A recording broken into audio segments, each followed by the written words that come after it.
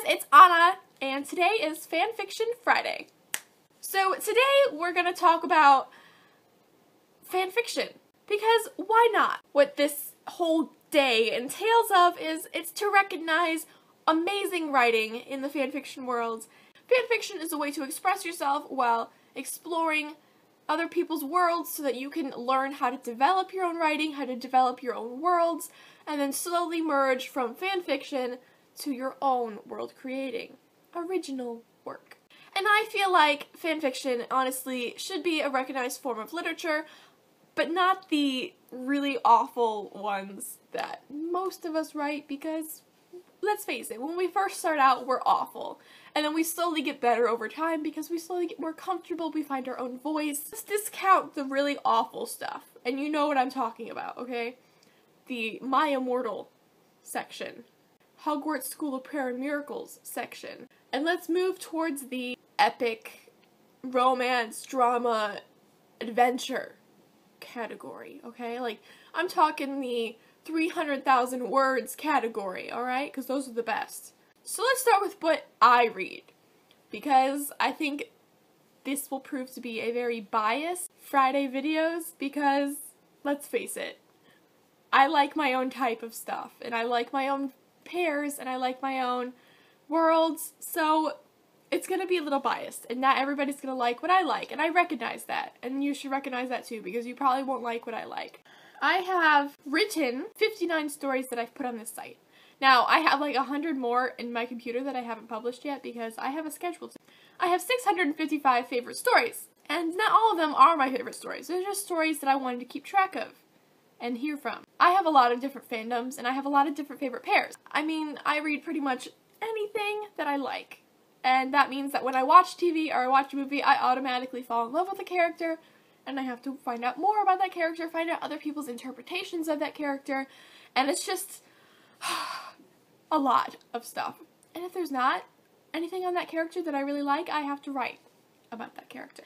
So, this whole world of fanfiction is divided into fandom, like Harry Potter and House of Night, even Jane Austen, something on Jane Austen. Like, there's different fandoms set to different worlds.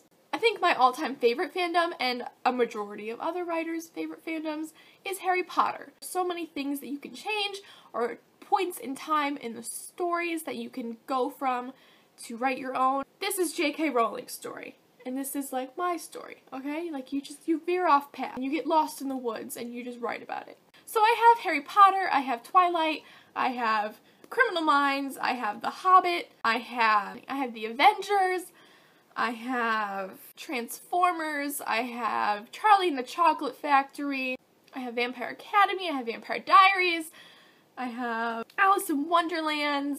I mean, there's one for everything, okay? And my favorite pairings, it depends. My Harry Potter pairings change all the time because I just fall in love with a new character.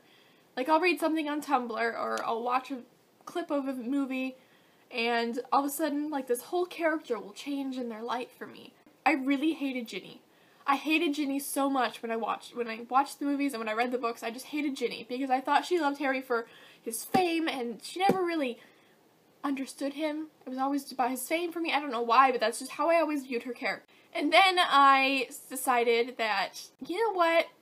Let's try a different version of Ginny. Let's look at Ginny differently. So it just changes, and I think that's the beauty of the fanfiction world, is that when it changes, you have stuff for your change.